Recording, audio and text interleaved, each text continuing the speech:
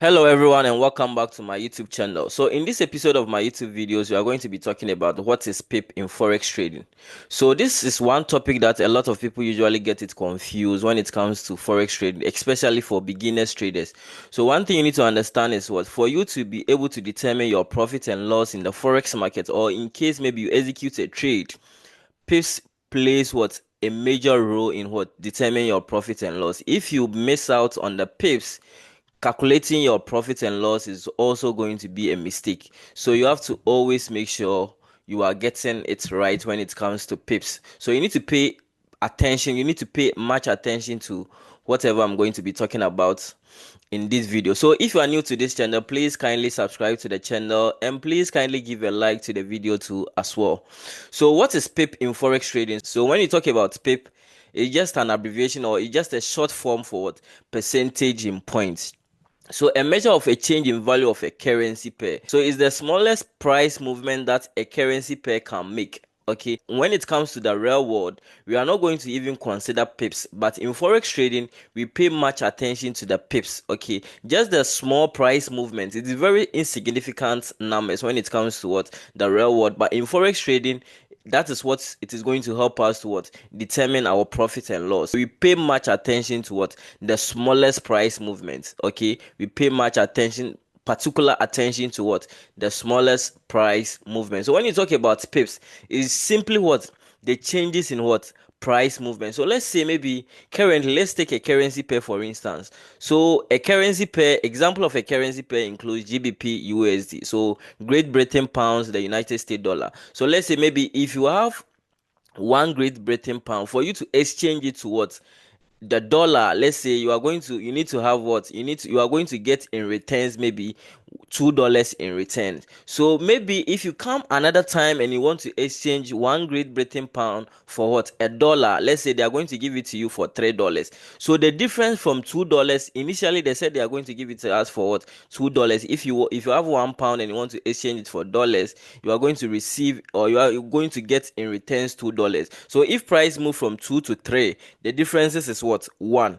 Okay, so the differences is what is going to what the differences is what we call pip. Okay, so the differences is what we call pips. So pips is what the changes in what price movement. So normally I say pips is what the changes in what the exchange rate or the quote currency. Okay, so when you talk about pips, we are always considering the quote currency price. Okay, we are considering the quote currency price. So we have the base currency and the quote currency. So normally the prices that are attached to the currency pair is the quote currency. So when you are calculating pips, we calculate it on what the quote currency. So the price movement of the quote currency is what we consider as what pips. So please pay particular attention to, or take note of this one.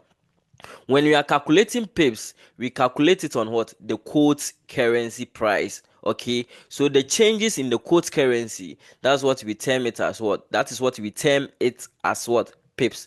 So currency pairs are quoted in what 4 decimal places. So what it means is what when it comes to quoting of currency pairs, okay, or when it comes to how the quote currencies, the prices of the quote currencies are being written, after the point we are having 4 numbers after the point. So currencies are normally quoted in fourth decimal places. Okay, so after the point we are having four numbers is supposed to follow after the point. Okay, so currencies are quoted in the fourth decimal places. So we are having some exceptions. So exception like some currency pairs are not quoted in fourth decimal places, but when it comes to most of the currency pairs, they are quoted in what the fourth decimal places, except some currency pairs. So example of the currency pair that are not quoted in the fourth decimal place is what the Japanese yen. So mostly Japanese yen are not quoted in the fourth decimal place, they are quoted in the second decimal place. So what it means is what after the point, okay, let's say maybe we are having 1 point,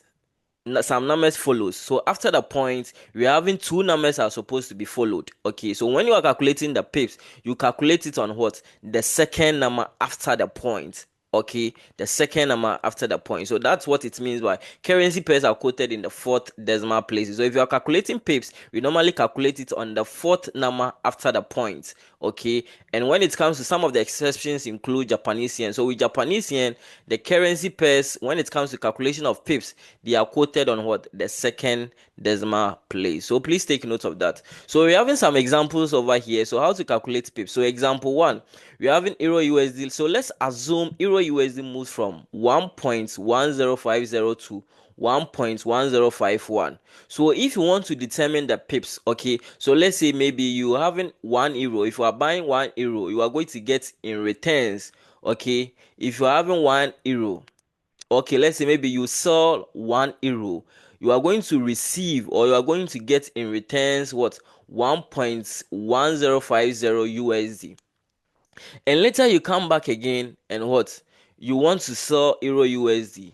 And now you are going to get in returns 1.1051. So the difference is, okay, initially you received 1.1050 in returns, and later you are going to later you are receiving 1.051 in return. So the differences from the initial price to what the current price is what we normally term it as what the differences is what normally we call it what? Pips. So how many pips move is this? So 1.1050 from all manias 1. What? 1051. The differences is what? 1. So there was only 1 pip increase in what? This price movement. Okay, so the movement is only 1 pip. Okay, so the differences is what you measure this as what? Pips. So the differences is what? 1 pip. So one thing you have to understand or notice what? This price is for what? The second currency. So if you are quoting, if you are trying to calculate pips, we normally calculate it on what? The second decimal place. Sorry, when you are calculating pips, we normally calculate it on what? The second currency. So these prices you are seeing over here are prices for the second currency. You get it? That is the quote currency.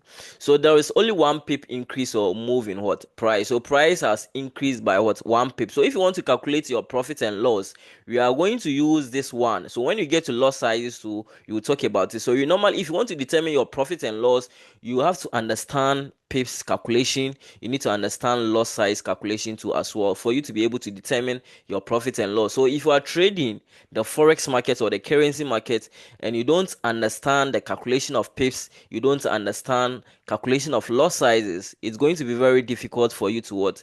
To do the right thing, or for you to determine your profit and loss. It is very, very important. So if you are risking something, so when it comes to forex trading, it's all about risk. So if you are risking something and you don't know the amounts you are risking or the money you are going to receive in returns, let's say maybe you are investing in something and you don't know the amounts or what the amounts you are investing in that thing, and you don't know the returns to the possible returns you are going to get in returns, it's going to be very difficult or hard for you. Okay, so that's the same thing in forex trading. So it's always important you understand the meaning of pips calculation and what you understand loss size to calculation. That is what is going to help you to determine your profits and loss, or what your gains and what your losses in the forex market. So we have a second example. So GBP USD also moves from 1.1050 to 1.1070. So this is, as I said, is the currency for the quote currency, which is the second currency. So now the second currency is what? USD.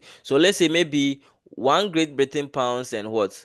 1.1050, and later 1 Great Britain pounds is now going to cost you 1.1070. The differences from the quote, the differences from the initial, the previous price to do it to the current price is what you are going to calculate the pips on. So how many pips move is that? So the differences from 1.1050 from 1.107 is what is going to give us the pips. So the differences is what? 20 pips. So there was only 20 pips increase. So we have gotten, or we noticed that there was what? 20 pips increase in price. So this, from this side, we have gotten what? 20 pips increase in price, or price has moved 20 pips. Okay, when it comes to forex trading, so price has moved like how many pips? 20 pips. So if you come to the real world, this 20 is going to be an insignificant figure, but in forex trading, if you are trading and you get 20 pips, it is a lot of money for you. Okay, especially if you multiply it by your lot size, it's a lot of money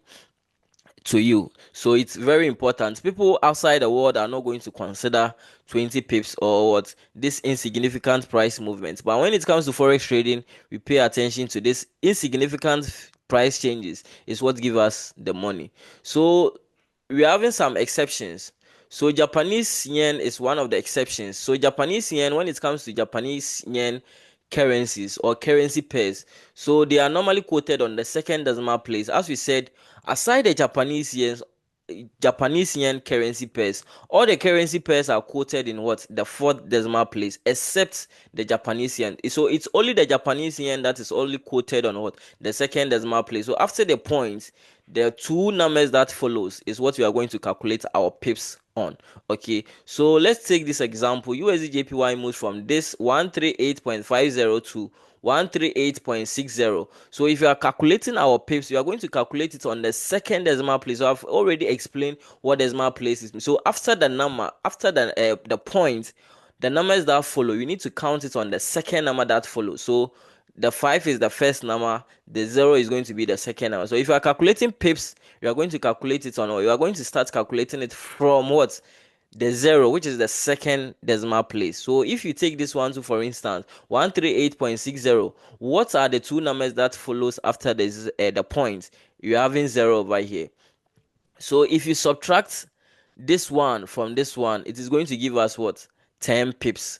Okay, if you subtract this one from this one, it is going to give us what? 10 pips. So that is 10 pips move in what? The exchange rate. So if you have a calculator, you can just punch 138.50 from 138.60. It is going to give you 10 pips. So when it comes to Japanese yen, pips, when it comes to Japanese yen currency pair, so any pair that you are going to pair it with Japanese yen, pip calculation is going to be on the second decimal place. So please take note, it is going to be on the second decimal place. So aside Japanese yen pairs, the rest are all currencies are quoted on what? The fourth decimal place. All currency pairs are quoted on the fourth decimal place except Japanese yen.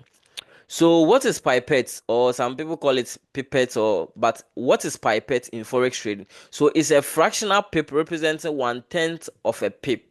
Okay, so you see, normally if you go to your currency, when you go to your execution platform, when you go to the quote side, you are going to be seeing some exponential numbers that has been written or that has been quoted at the top of what the bid and the ask prices. Okay, so I will show you an example for you to see.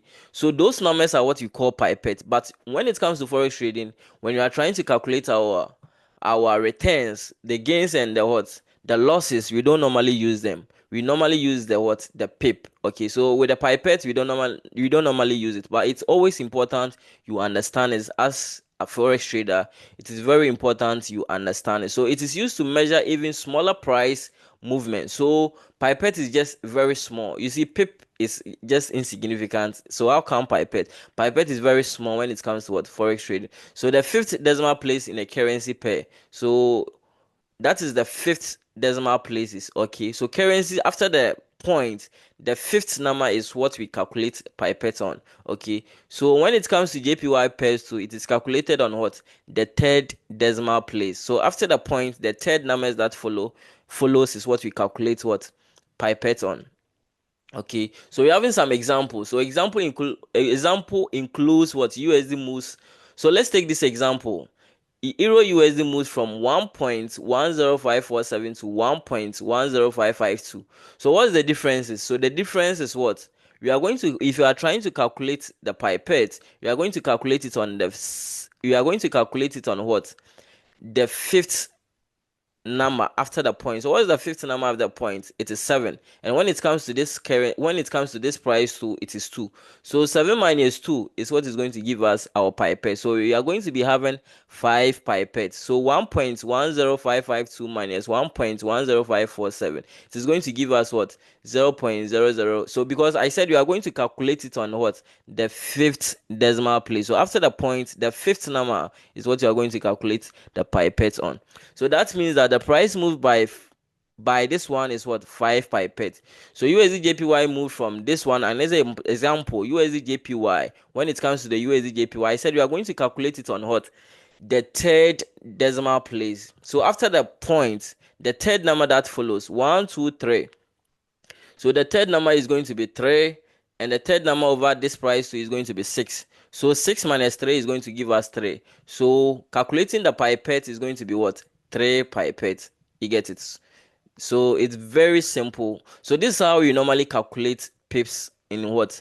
Forex markets, or when it comes to trading the Forex market. So let me show you the example I was talking about. So you see, when you are doing your settings, especially, you have to put it on advanced for you to get this one.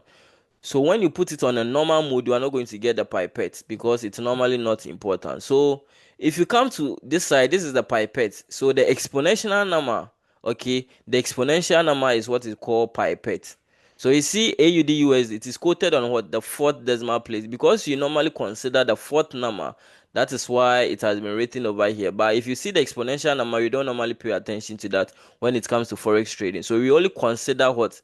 The fourth number after the point. So this is what we normally calculate pips on. Okay, so the exponential number is what you call pipette. Okay, so when it comes to Forex trading, you don't normally use the exponential number, but it's always important you understand it as well. Okay, so I normally get this question. Some people have been asking me, what's the difference between pips and spread? One thing you need to understand is what?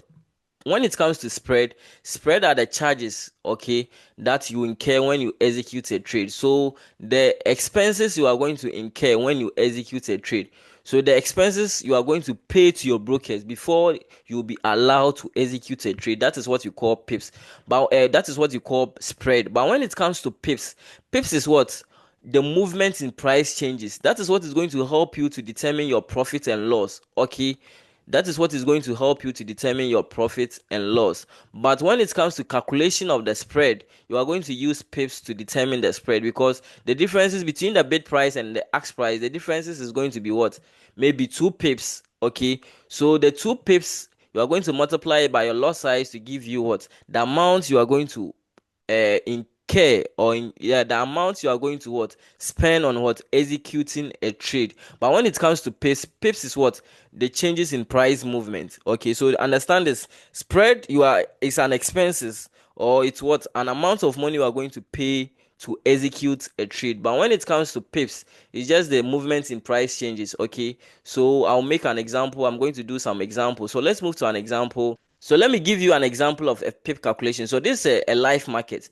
So let's say maybe I'm taking a buy over here. Okay, so this is the current market price. This is the current market price. Okay, this is the current market price. And I strongly believe that price is going to get to this side. Okay, I strongly believe that price is going to get to this side. So this is my potential target. Okay, so this is the potential target. I strongly believe that price is going to head to this side. If I strongly believe that price is going to get to this side, okay, what is going to be the differences? So if you want to calculate the differences, you can use this tool. You haven't tool called, when it comes to trading view, you can use price range tool. So if you click on price range tool, if you point it over here and stretch it to this target, it is going to give you what? 40 pips. Okay, so this 40 pips is going to give you what? The differences in what? Price movement. This 40 pips is going to give you the differences in price movement. So it is not always necessary to do the math. Because of technology, things are very simple for us. So you just have to what? Just pull up your price range tool. You point it at the current market price to what? Where you are targeting. That is going to give you what? Your pip. So if you want to calculate your stop loss tool, you are also going to use the same tool. So if you point where the price is, or where you are determining your stop loss to where you want price to get to, that is going to give you a stop loss. The same thing as what? If you want to determine your take profit, you just use the price range to what? You pull up your price range to, you stretch it to where you want price to get to. That is going to get you what? Your take profit. So it is very simple. Always, you don't have to be going through the stress of doing the math every day. Because of technology, things are very simple. So make good use of what? The tools that has been given to you on what? Your various trading platform. And I think things are going to be very simple. So if you have any question on anything that I've talked about, kindly drop your question in what? The chat box, and I'm going to answer them. So please, if you are new to the channel, kindly subscribe to the channel, give a like to the video too as well, and make sure you are putting the channel on a notification. Anytime I upload a video, you will get notified first. Thank you all for having the time to watch to the end of this video. Bye bye to you all.